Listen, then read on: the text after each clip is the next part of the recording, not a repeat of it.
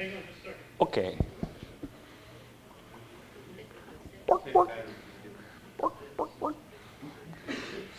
It's my talent. I get to stand in front of people and make very random noises.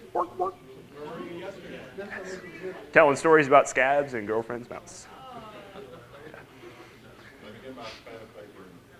Yeah. Take some notes.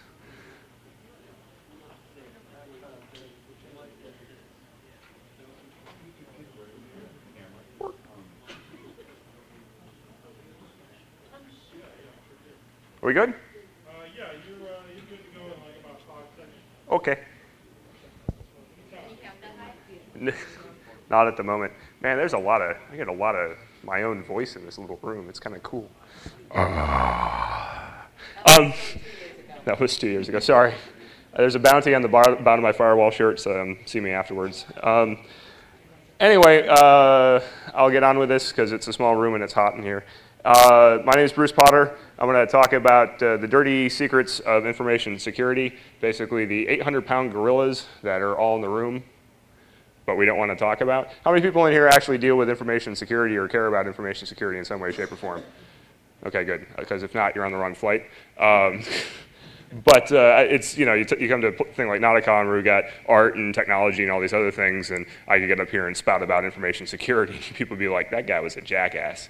He didn't say anything of value at all. There was no art whatsoever. I made this, by the way. This was mine, and it turns out when I load this background onto PowerPoint on a Mac, it gives me about 4 seconds of latency from the point when I hit the space bar till when it can render the next slide. I've obviously done something wrong. It's a standard JPEG, but it still gets really pissed off. So I'll hit space. We'll wait. There we go. So Macs are really quick, except when they're running Microsoft products.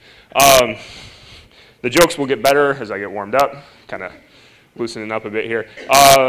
First thing I always open my talks with, don't believe anything I'm about to tell you. Don't believe anything you hear at NOTACON, especially the stuff that Froggy tells you. We're information security professionals, right? I mean, that's what a lot of us get paid for or we care about. And in general, we get paid to be cynical. So when you come here and you get really drunk and you smoke a lot of cigarettes and things, it still doesn't do away with your pressing need to be a cynical person. So I found this quote at a liquor store, of all places, which the punchline, of course, is that's where everyone goes to find religion. And anyway, it speaks for itself. But I encourage you to please challenge what I'm about to tell you. By day, I'm a dirty consultant and deal with wireless security, application assurance, that kind of thing. At night, I'm the founder of the SHMU group. I help with SHMUcon a little bit. Heidi really does a lot of the heavy lifting with the rest of the core group. I just sit around and look pretty. And normally I ask if anyone knows what a Volvo 1800 is. Turns out there's at least one person here that does, and has restored 2 of them. Does anyone else actually know what a Volvo 1800 is? The Saint drove it. The Saint drove it, yes. In the original TV show, The Saint, Roger Moore drove a Volvo 1800. And it's a little 2+2 sports car that Volvo made, and I wanted it since I was 15, and I bought it when I was 30. Note, the car actually hadn't moved in those 15 years and was cohabitating with cattle for a while. So it is in as glamorous shape as that would sound. When you sit there and listen at night quietly, you can actually hear the rust fall off the car. So this is a way to kind of talk about security. It really doesn't have anything to do with the rest of my talk. A lot of the slides in this talk have nothing to do with each other, and I kind of just will ramble through them, and we can just nod and pretend that they actually have some bearing. I made some of them last night. I made some of them this morning. They're actually not numbered in sequential order, so we'll just all play along. IT security needs pyramid. When we talk about security, it's fantastic that we can be zealots. Right? We can get all like, thou shalt have to do the following stuff in order to be secure. And it's like, thou shalt run Linux, thou shalt run Apple. I mean, we're zealots. We like to be very black and white about things. But it turns out security, unlike operating systems, is not a black and white decision. Sorry. Wow. No Mac fans in the room. That should be abundantly obvious to all the Mac people. Like, there's only one true OS, and it's OS 10, and the rest of you people are all heathens. So when we talk about security, we got to talk about, Maslow talks about the human needs pyramid, right? Like, unless we have food and water taken care of, we don't really care about who to vote for president next, right? I mean, this is pretty standard fare. I contend if you're not doing your core operational security stuff, you're not patching your boxes, you don't have configuration management and operational procedures in place, your IDS can suck wind all day long and it makes no difference, right? IDSs may be sexy, just like talking about politics is kind of fun, but it doesn't matter if you're not doing the rest of this. So this pyramid kind of gives us a way to frame discussions of security. And I'm kind of a big believer in this. I've worked in shops where we did this bottom stuff real well. It was bread and butter, and we gave the middle finger to the rest of this stuff. We never got owned. Okay, we were running really crazy crap, lots of custom code, all that kind of stuff, but at the end of the day, we paid attention to the bread and butter basics, and it worked out real well. If you do this, and this is not 100%, right? You don't need to do everything under the sun with respect to patch management, for instance, to start caring about firewalls. That's folly. But you do have to do it, you know, to the 80% line. Similarly, if we do firewalls, that's network security, right? It's what we've been doing for years. And then we talk about AAA services, authentication, authorization, and auditing. So that's kind of your next level. You get up a level, now we got a better understanding of our enterprise, okay? We have a better understanding of the systems we're trying to secure. Down here, like this applies, this is motherhood and apple pie, right? Like I can patch all the Windows boxes, hallelujah. Up here, well, now I'm gonna start talking about software security and auditing code. Okay, that's spendy. That requires a great deal of understanding of what the hell it is I'm trying to do, the code that I've written, how it interacts.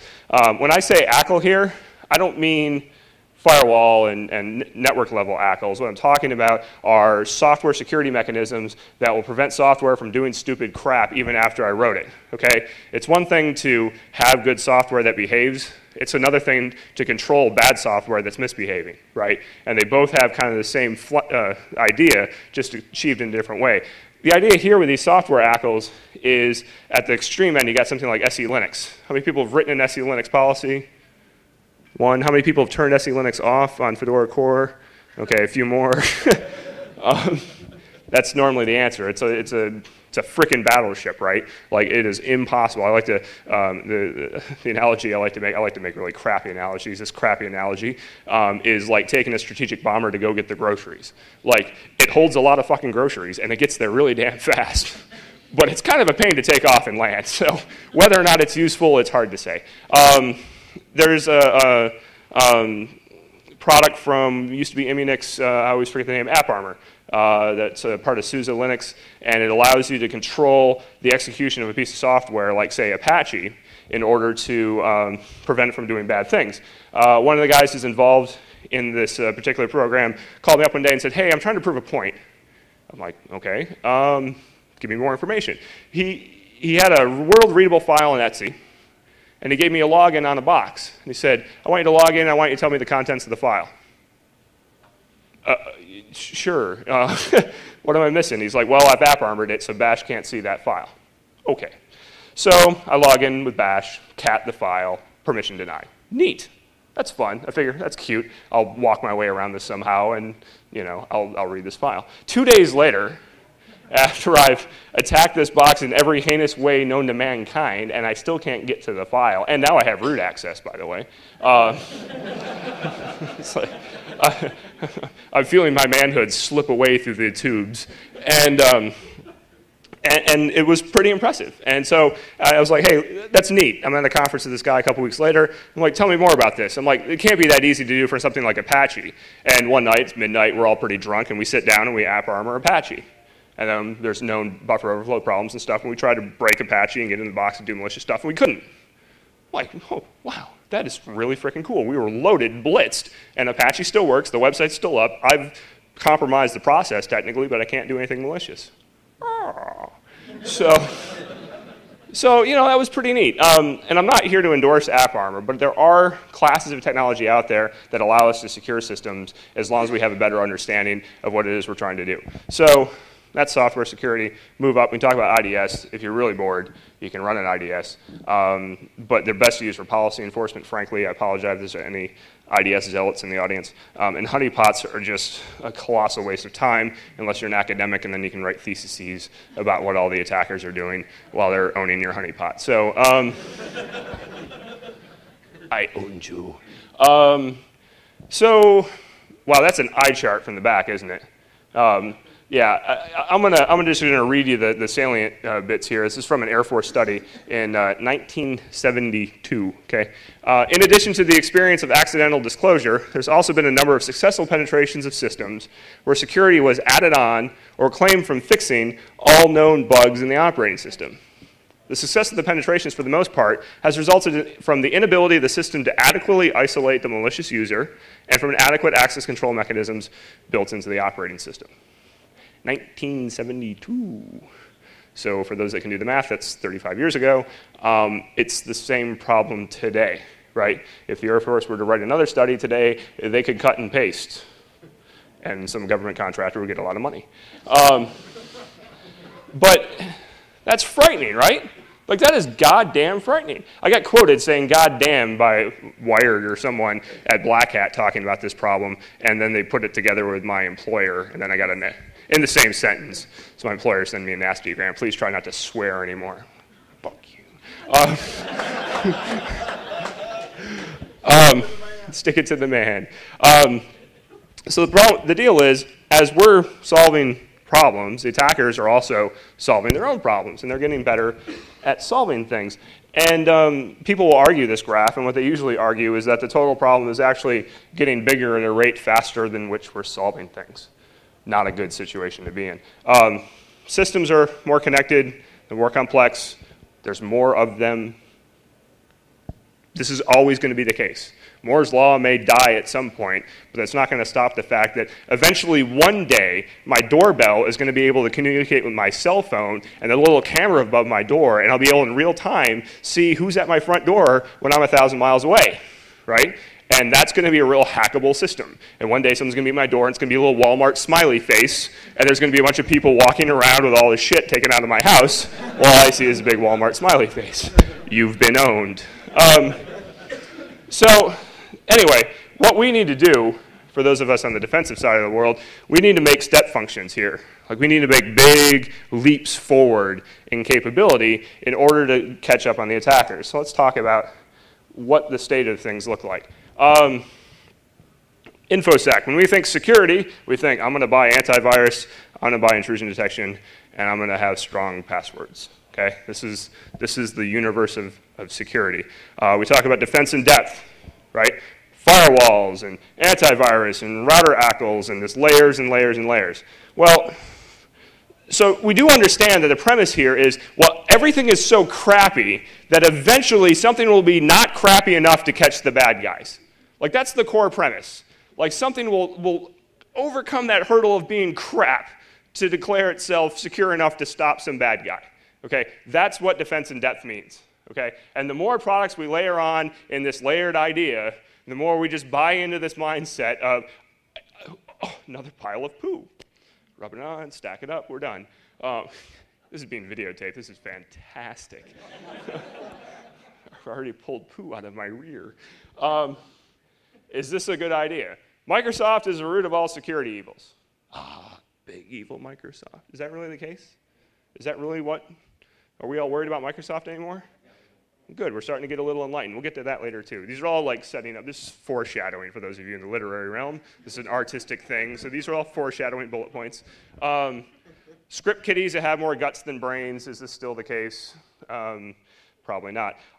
All the ideas that we have and we deploy today, the products we buy, are geared for the threat model that we had 10 years ago, right? We are, back here behind this curve, over here somewhere, solving problems that existed, back here, right? I mean, that's one way to interpret this graph. We're finally solving problems on the intersection, on the x, same x value or y value that we have back in the past. And so you could probably even draw this realistically. You could do a study and say, how far back in time do we have to go to figure out what problem we just solved, okay? Steve Bellevin has a fantastic quote. A firewall is a network response to a software engineering problem.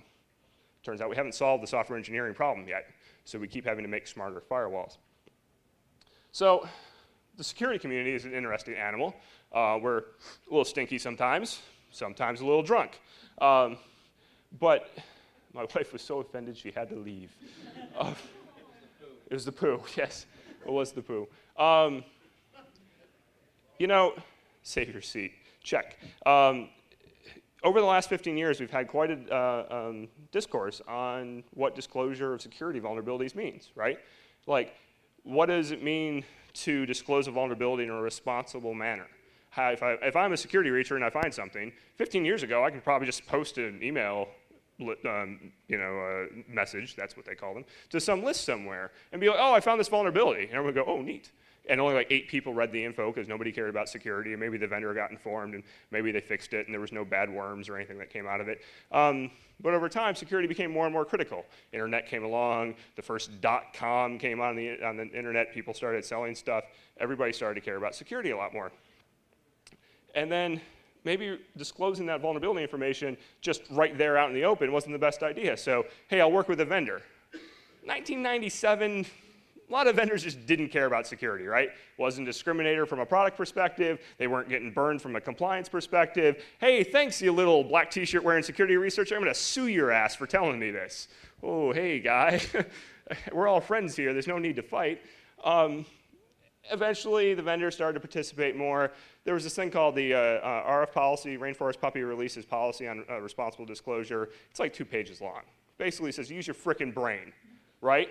If it's a big frickin' problem and it's going to cause chaos, try to work with the vendor. If the vendor's not responsive, kick them in the butt. And if they're not responsive, release the information to the public. I've summarized the RF policy in 2 sentences.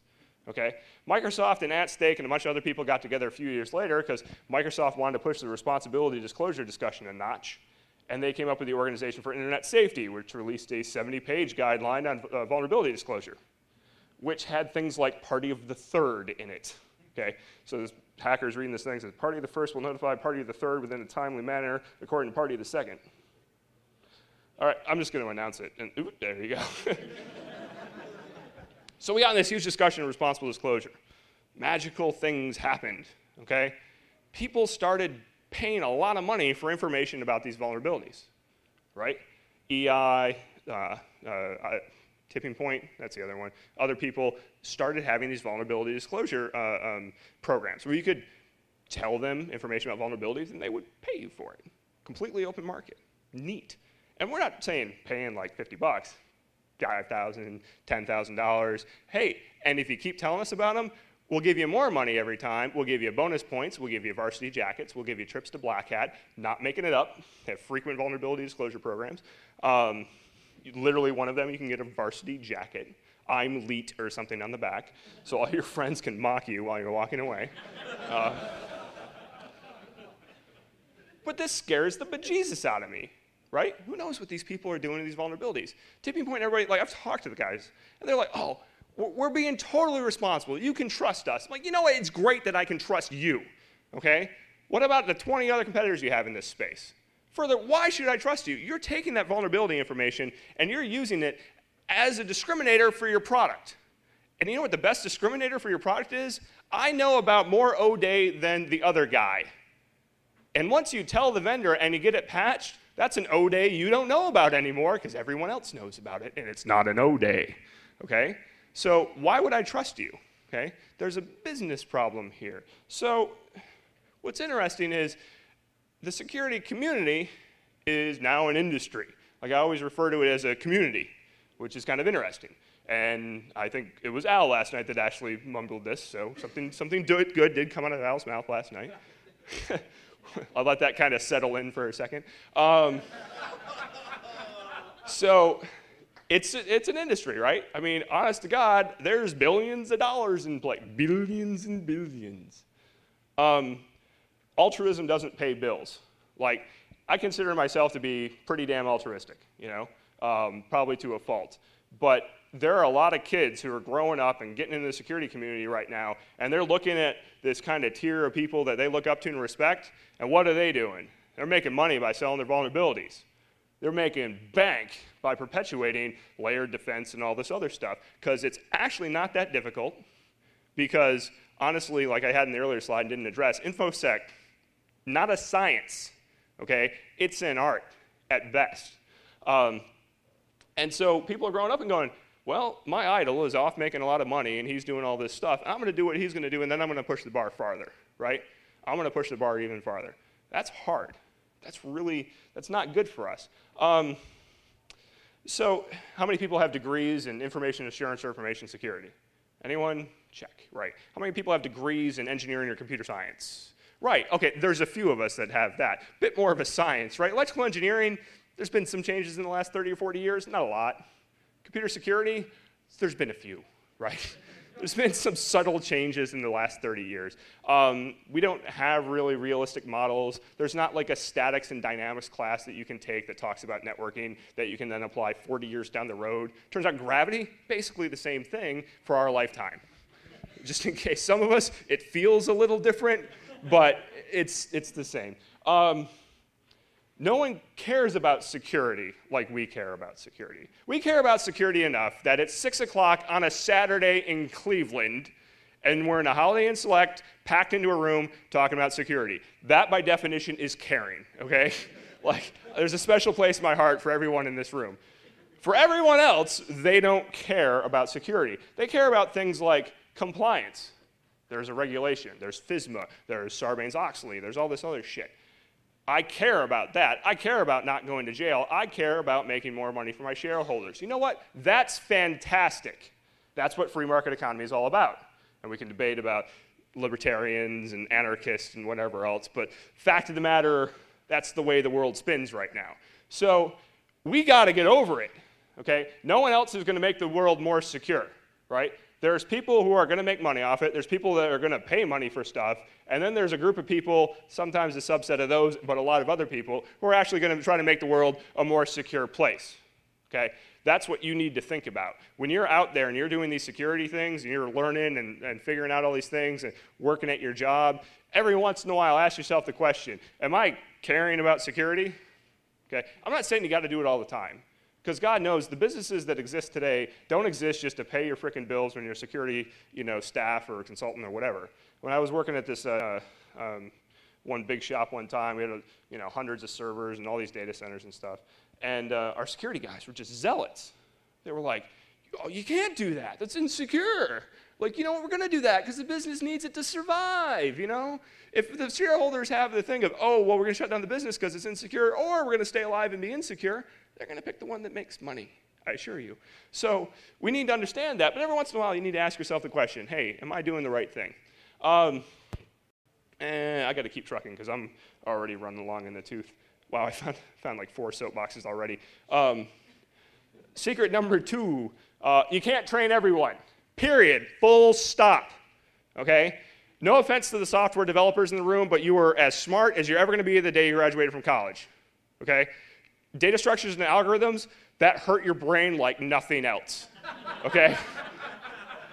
And I assure you, everything else you need to do in the world, except for a few people, it's going to be basically any adaptation of all that stuff you learned. Learning new languages, it's just new syntax, right? It's really not that much more complicated. So the people here, we care about security. You might actually learn how to write secure code, how to analyze code, things of that nature. The vast majority of the developer population doesn't care. Okay? If I get it done on time and it makes it through QA, I'm going home and having a beer. That's all I care about, right? And QA doesn't involve security. 9 times out of 10, maybe 99 times out of 100, QA doesn't involve security. So I'll pass QA, and it'll be full of BOs, and I don't care. Security is everyone's problem, right? I mean, that's the mantra. Like, everyone has to care about security because you should all worry about identity theft and the corporation and all this other nonsense. No. So there was a study, I think GAO released it, Government and Accounting Office or somebody. It was, I think, for the IRS. And it was a release of the information of how well the IRS did when people tried to get social engineered over the phone. And they said, this year, when we had people come in and try to get passwords from our users, only 45% of the users gave out their passwords. Thinking, that is a massive improvement from the 75% from the year before. Obviously, our user education system is working. Holy crap. So, obviously, it only takes one break a lot of times to really compromise the system, right? You get one user to give you the password. I can log in remotely. Now I have access. And then I can just go start robbing and pillaging and causing problems for small animals. But, at the end of the day, you're not going to educate everyone, right? You're never going to get that down to 0. Even if everyone understands and gets it, guess what? They're still going to make mistakes, right? People still make mistakes. In big enterprises, people make a lot of damn mistakes. You can't train them. So what do? We need to arm users with tools that don't require any education whatsoever to use securely, right? And users here are Joe user sending his email and the developer, okay? Our developers need to be armed with languages, compilers, other tools that prevent them from cocking both hammers and aligning their big toe underneath both barrels and pulling the trigger, right? And then breaking their chin in the process, okay? There's a visual for you. We don't have any of that today, right? There's research going on into that. There's a sub-secret here, the super secret ninja secret, okay? We don't learn from the past. Like any other industry on the planet, we don't learn from the past, okay? You go look at all the really interesting .com security things that popped up in the 98, 99, 2000 time. Only a few of them were actually revolutionary. There are a lot of people sinking a lot of money into ideas that had a lot of research done into them already. And we still see that today. And even the ones that were revolutionary with, there was no market for, okay? Zero-knowledge systems, anyone actually buy privacy services from zero-knowledge systems when they were around? Zero-knowledge systems sold access to like a proxy and anonymizing network and a bunch of other services. You load a little client in, and it wiped everything so people couldn't track you on the internet and a bunch of crap. It's like $50 a year. It's a pretty good deal for privacy, right? No one cared enough to pay for it. Or there was an expectation that it should be something that's there already, right? Deer in the headlights, all users are, okay? There was no money in it. So anyway, that was way far afield of the initial ninja secret. The ninja secret is we don't learn from the past, and we need to work on that very, very strongly, okay? There's a lot of academic research that's gone on. I'm going to reference some papers later. Please go read what's happened, okay? Again, gravity hasn't changed. Computer security has, but that doesn't mean it's changed so substantially we can't learn from the 40 or 50 years that's been done before. Secret number 3. So I was sitting around with this guy. His name is Simple Nomad. Simple's a fun guy in the like fungus kind of word. Simple has more pictures of my crotch than any other person on the face of the earth.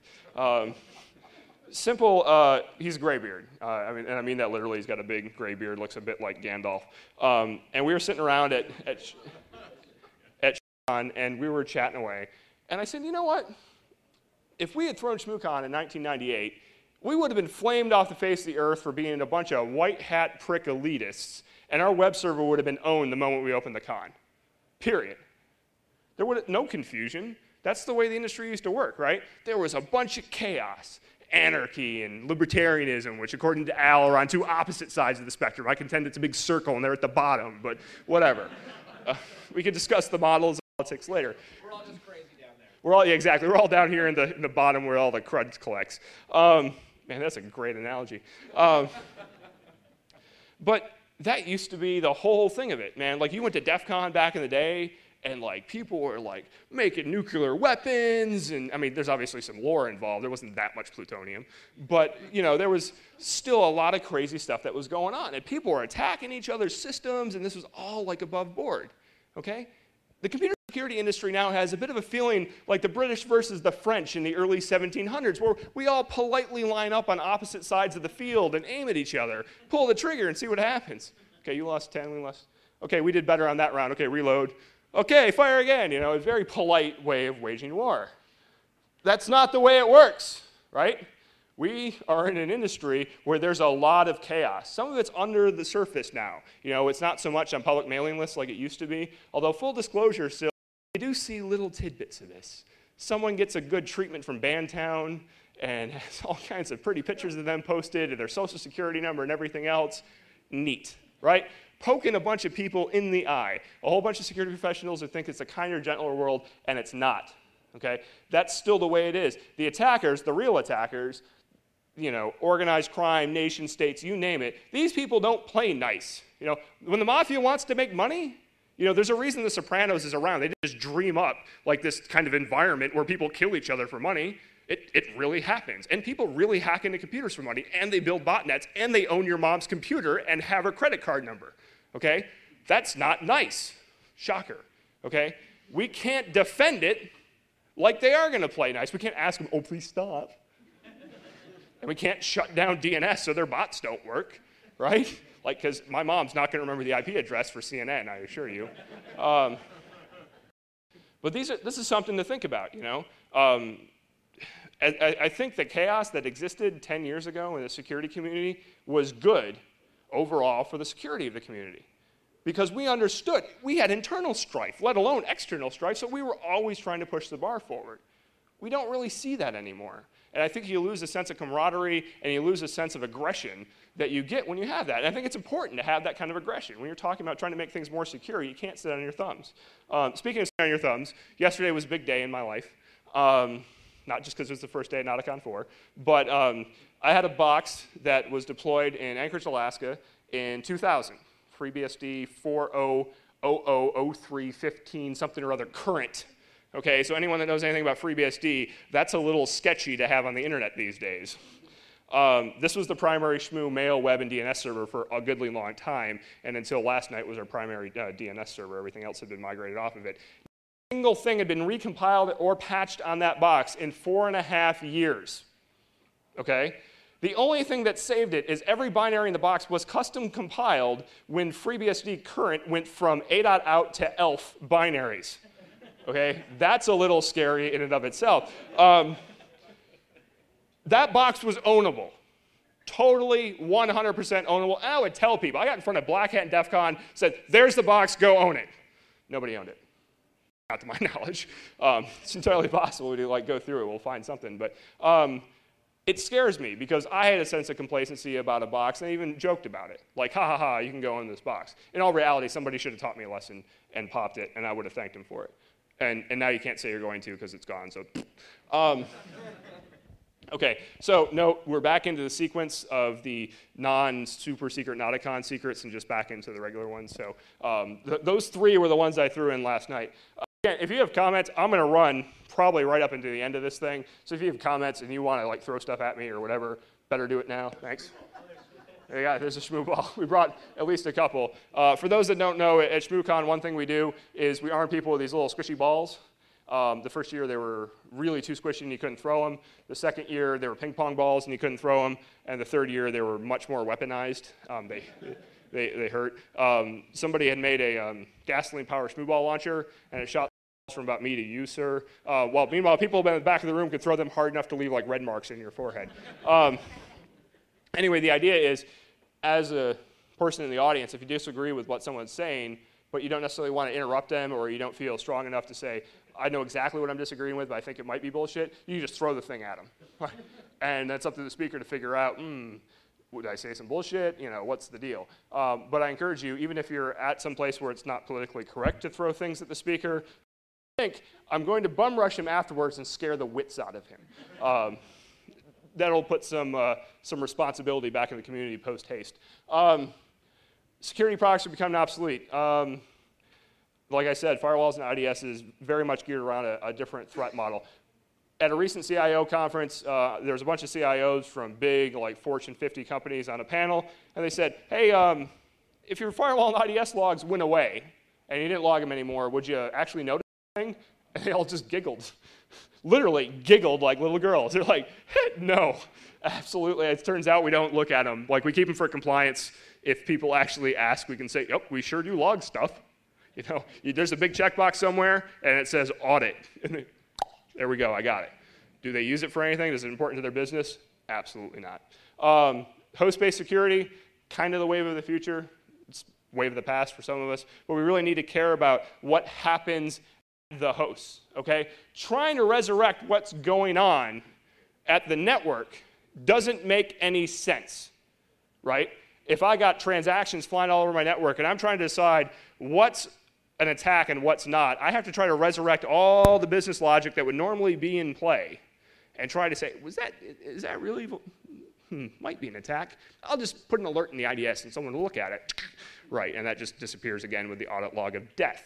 The problem manifests itself at the host. So we need to understand the host better than we do today. We don't really have the greatest tools yet to understand that. I used to work at this transaction processing company where we tried to do credit card processing on the internet. I said try because we never actually had a customer. We believed in SET, secure electronic transaction. It's dead, by the way. It died a horrible, horrible death, and we burned VC money with it. But one thing that we did was we ran Sun BSM engines, Sun's basic security module, which is effectively syscall level auditing. You could audit any and all syscalls in the box. For instance, if you wanted to audit every fopen, you could. Neat. We wrote a little statistical analysis engine. The first thing we did, and this will get Al all kinds of excited, is we wrote a neural network to do the analysis. Yay, AI. And it turns out that it didn't work at all. It sucked. So we wrote a statistical analysis engine, and it worked fantastically. And we'll see all kinds of neat things about who was trying to attack us and that kind of thing. But we really only looked at 1 or 2 dimensions of data and didn't try to correlate it. Okay? We didn't spend a lot of money on a huge farm trying to do all this data correlation. You see all these products in the market, we're like, you give me all your data, and our little gnomes will think about it very hard, and we will find the intrusions. No, they don't work. They're very expensive. They're difficult to deploy. I don't mean to say they don't work, but they're difficult to make work. I'm really not trying to make a pitch against or for particular vendors. I'm trying to be as honest as I can. But those systems are very difficult to deploy. You're better off just picking a couple of dimensions, analyzing the hell out of it, and figuring out, hey, is this a bad thing or a good thing? And to make an AI point, again, Al, actually, I'll do it in the next slide, so hold that giggle. SOA. Service-oriented architectures. Anyone here do SOA, coding, programming, know much about SOA? So SOA is this idea to have all these web services that kind of magically speak to each other across some global enterprise, and they assemble themselves into this big amorphous blob of just getting shit done on your behalf. Okay? It is. Yeah. Yeah, well, there are people that will want to shoot me for that should they see the video. SOA is like the wave of the future, man. Like if you go read Computer World and all these things, it's all about SOA. Everyone's migrating. It turns out it takes a lot of effort to migrate it. And the idea here is you could take something like your legacy COBOL application and wrap a big web services wrapper around it and then allow things all over your enterprise to talk to your COBOL and RACF servers and all this stuff through this SSL tunnel, basically, that you've created. Oh, that gets me hot from an attack perspective. It's complicated. It's incredibly complicated. Like you have all these things talking to each other, and you don't necessarily know what's going on. We can't build those things correctly, okay? We can't write tactical code line by line in a secure fashion so that we know we don't have race conditions, so that we know we don't have buffer overflows. How the hell are we supposed to know that I have some composability problem where someone can get a whole bunch of information and bypass my access control mechanisms by asking all the right questions to the right agents? Right? How do I know I haven't introduced other flaws, big high-level flaws I don't understand yet because I can't model, I can't simulate this environment? It's psychotic, okay? And we've got vendors out there who are saying, you know what, we'll do XML firewall, okay? Oh, got the word firewall there. So now we've got a more advanced software engineering problem, so we'll put a more advanced network thing in the middle and hope it all works out, okay? Not going to work out too well because, again, it's a second order kind of thing where I have to reconstruct everything that's going on and then make a decision, is this thing okay? Is this big binary blob here okay? Or is it just really an image or is it an attacker? I don't know. So I'm not a big fan of that. If for no, there's also this subtle problem that everything's encrypted. Everything runs over 443. So putting something in the middle will go, I can't read it. it's Sorry, I can't factor big prime numbers in my head that fast. Give me a second. Okay, 6. Not a big prime number, by the way. Okay, so trusted hardware. Zing. Having trusted hardware changes the face of security as we know it. This is not a shock. Okay, what I'm saying here is not a surprise. There are papers dating back to the 60s. There's a really important piece of work. A guy, Butler Lampson, wrote a bunch of papers in the 70s, early 70s. One of them was called Protection. And Protection lays the groundwork for, hey, if I have a little trusted module on a motherboard that I can query all the time and ask questions of, and it holds my cryptographic material, it does my cryptographic operations, and it kind of makes an attestation about the integrity of the and if I can segregate all the objects in the operating system, I can build a really uber cool secure system without necessarily paying a lot of attention to the quality of the code. Neat. It's MLS and trusted computing, okay, multi-level security and trusted computing. He put the groundwork down for this in the 70s. It's the holy grail of computer security. How many people know what MLS is? A handful, okay? If you care about computer security and you want to not repeat the failures of the past, go read about MLS. And you find along the side of the road lots of dead bodies that have tried to solve this problem. My analog to this is it's a lot like artificial intelligence. First of all, I'm going to get to it. I'm almost there. What can we do if we have this thing? Well, the first thing I can do is I can have a BIOS that'll ask this trusted module, hey, am I really the BIOS you intended to boot? The trusted module will say, sure, look okay to me. I verified your cryptographic signature. Everything looks all right. We've checked each other out. Go for it. BIOS comes online, says, I'm going to check this kernel out. Picks up the kernel, looks at it, says, I can verify your signature. This is the kernel I intended to boot. Kernel gets online, says, I'm going to bring some drivers online. These are all the drivers I intended to boot, except that one. I can't verify its signature. I'm not going to load it. Same thing with the application. So now I'm booted, and I'm running an operating system that has only the kernel, drivers, and applications that I intended to start, and nothing more. Wow, okay, so it doesn't mean it's secure, but it does mean it's what I intended to run, okay? It's really hard for botnets to live persistently across reboots if they can't restart themselves. That's the nature of an executable. It has to execute itself, okay? And if you can't execute it, cool. We've succeeded in something. Neato. Microsoft had this problem a few years ago when they started talking about, hey, we're going to have signed drivers and all this kind of nonsense. And everyone said, well, signed doesn't mean secure. No, but it at least means it's what I meant to do, okay? Big forward. Now we can get into runtime verification and then actually verify in real time I'm continuing to do what I anticipated I was supposed to be doing. Now we're talking about real security stuff. Okay, so why is this now the time for trusted computing? Okay, just like why was 1996 the big turning point for artificial intelligence? Al's already giggling. So artificial intelligence, the way that we were going to solve AI was symbolic computing. Woohoo! We were going to code symbolically. We're going to build big, weird, random processors and VAXs and things. God bless the VAX. But we're going to build these systems that think like humans because humans think symbolically. And we just put them together in the right way so they think symbolically in the way that we think symbolically. They will rise and become our overlords. And we will all be slaves to the new, whatever. Anyway. So again, some people applaud. Thank God, we need new overlords. There's an election coming up, and if the robots took over, we'd be better off. Best joke of the night so far is a political one. Outstanding. Tough crowd, yeah. It turns out that didn't work, okay? We couldn't solve AI through symbolic computing. What did we solve it through, Al? Nothing. Oh, come on. Imitation. Raw frickin' horsepower.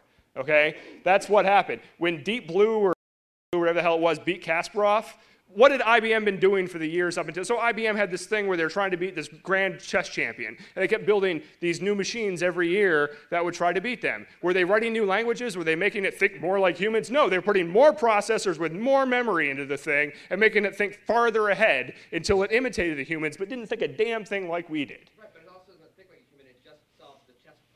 Hey, but you know what? It beat the Grandmaster, right? So, yeah, mumble, bitch. Okay, so. But here's the deal. Like, that was a success story for the artificial intelligence people. And really what it was them changing the rules of the game, okay? We're saying, what we really meant was Moore's Law. I'm sorry, that was the coolest thing ever, not symbolic computing. So, trusted computing was the same kind of thing, like, hey, we're going to do this, we're going to put these big, massive crypto chips, and we're going to solve these problems, we're going to have trusted processors and all this hoo-ha. Well, okay, so let's do a little history lesson. And this is a bit of revisionist history, according to me, because I'm a big Mac zealot. See the big apple there? According to a recent survey, iPods are cooler than beer, right? I think a lot of us have heard this at some college. Anyone actually go to this school? I'm not sure it existed, but iPods were cooler than beer, which... a lot of underage kids there. Well, what made the iPod work? Well, it was sexy and white, and it was kind of fun. But iTunes Music Store, right? Like, this had a lot to do with it, because now, for $1, I could go buy any song I wanted, basically, right? I could go buy In-A-Gadda-Da-Vida for $1 and not buy any of the other songs that were on side B of that Iron Butterfly album, right? Like, everybody knows In-A-Gadda-Da-Vida. Dun, dun, dun, dun, dun, dun, dun. The other side, Are You Happy, for the record, is one song off of the B-side of In-A-Gadda-Da-Vida, Iron Butterfly. And I'm serious. You can actually double-check that. Yeah, anyway, why did the content providers buy into this? Well, because Apple made a cryptographic construct that allowed them to protect, within a reasonable amount, the security of their content. So they said, you know what, for $1, that's pretty good, because we're just going to give it to you once. I don't need to press CDs. I don't need to do anything else. You take care of all the distribution. We make money. Check. Got it. In, what was it, March 7, 2 billion songs downloaded from the iTunes Music Store. I would call 2 billion of anything, except maybe like oxygen molecules or anything else you would measure in moles, to be pretty damn impressive. So through transitivity, Apple made DRM cool, okay? DRM, if you go research DRM, digital rights management, all this stuff that controls the content, all it is grumble, bitch about, my God, this is just the man controlling my machine and whatever. Oh, but my iPod. No one, I mean, people don't think about it. People are just happy as a stuffed pig they can download this stuff. So what does that have to do with trusted hardware? Well, Apple pretty much made trusted hardware cool, too. This is something really neat that they did. The idea is they went to the Intel processor. Neat study was done a couple years ago regarding how the Mach microkernel executes on G4 PowerPC processors and G5 PowerPC processors versus Intel processors. And everybody who's a Mac used to have this big, well, the IBM PowerPC platform is so much better than the Intel platform. And I was one of them. Like, I swore up and down, oh, these PowerPCs kick the crap out of Intel. And some guy did a study, and it says, you know what, it turns out the way the Mach microkernel executes, the PowerPC is potentially the worst architecture you could choose to execute that particular operating system on. And we all went, ha, and it's still faster, so we're still better. You know, we just, again, changed the rules of the game. But Apple eventually ran out of, faith with IBM, sold all their intellectual capital for peanuts or whatever, and they decided to invest their time and efforts into moving to an Intel platform. And Apple was really worried they're going to move to Intel, and then everybody is going to go buy a Dell and load OS 10, okay? Because there's some, I don't know, they feel that OS 10 is like the neatest thing ever, and everyone wants to run it, so they'll buy cheap hardware, and it'll all work out. And they said, well, how can we stop this from happening? How can we keep this core piece of our, the way we operate, if and only if Apple hardware software then do the cool and easy stuff? And if you lose one of those two things, what can we do? So one thing that they had done is they had purchased some a product that they ultimately adapted called Rosetta, which does on-the-fly translation from PowerPC opcodes to x86 opcodes. Neat for the CS geeks in the world, I'll repeat. Neat on-the-fly emulation of another. This is what I'm running here, Microsoft PowerPoint, compiled for PowerPC, running on a dual-core Intel box faster than it PC platform. Wow, sexy. They called it Rosetta, and what Rosetta did when it started was verify that there was a TPM, a trusted platform module, this little cryptographic device, basically a smart card on a chip soldered onto the motherboard. It would say, hey, are you there? And TPM would be like, yep, let me check you out. And check its heart rate, bend over, and everything was okay. It would move on, and it would start. Well, clearly, this is a software process, right? Like, we haven't gone through all the trusted boot and everything, so I can still inject something here to say, oh, everything's okay, and get it to continue on. Same thing with the iPod, right? Like, you can un-DRM your music that you buy from iTunes Music Store. How many people do? Handful. How many people do on a regular basis? It's actually a lot more than you see in the general public. In the general public, that number is probably 1 out of 1,000, 1 out of 10,000, 1 out of 100,000. We try never to do, right? Al just makes his own music and listens to it. It's a lot of the Kirk V match. He just chanted it in his head. Dun, dun, dun, dun, dun, dun.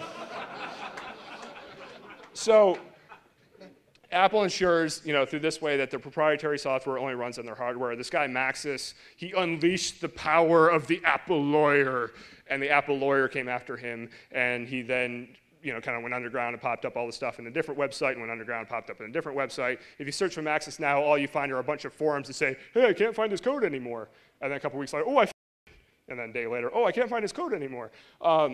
Eventually, Apple realized no one cares about OS X enough to go buy this. So to save $1.50 in the fabrication process, they took the chip back off. But you know what? In the time they did that, they sold a couple million of these critters to some of the most cynical people on the planet, security professionals, right? You go to a security conference, half the people there are using these things. Like, we defy all the standard, like, you know, distribution of who should own these. Like, we own a lot of them. And cool, no one thought twice, all right?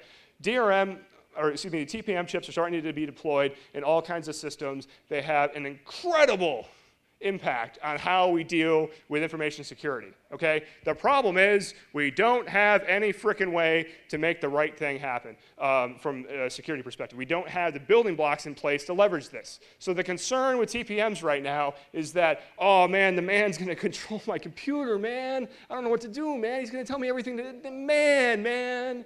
You know, that was my hippie imitation, by the way. I'm a little... Oh, thank you. I have the hippie tattoo. So the problem is we don't have those core building blocks. So while we're all wrapped around the axle about worrying what other people are going to do, we need to actually be worried about what do we need to do as a community to leverage these trusted platform modules, okay? Dell, IBM, Toshiba are also starting to integrate these capabilities into their laptops and their desktops, okay? Within the next technology refresh cycle, about 3 years, we're going to go from the majority of systems don't have them to the majority of systems do have them, okay? We've got a chicken and egg problem. No one's going to write software that leverages the trusted platform module until the majority of systems have a trusted platform module in them. Conversely, people aren't going to integrate the trusted platform module until the software exists. Well, it turns out the manufacturers think the need is there now. They're integrating it. So now we need to write software. We need to write better firewalls, better security stuff, better operating systems that leverage the TPM before the man gets it. I really got to haul butt because I only got about 3 minutes left. Good Lord. So my PowerPoint,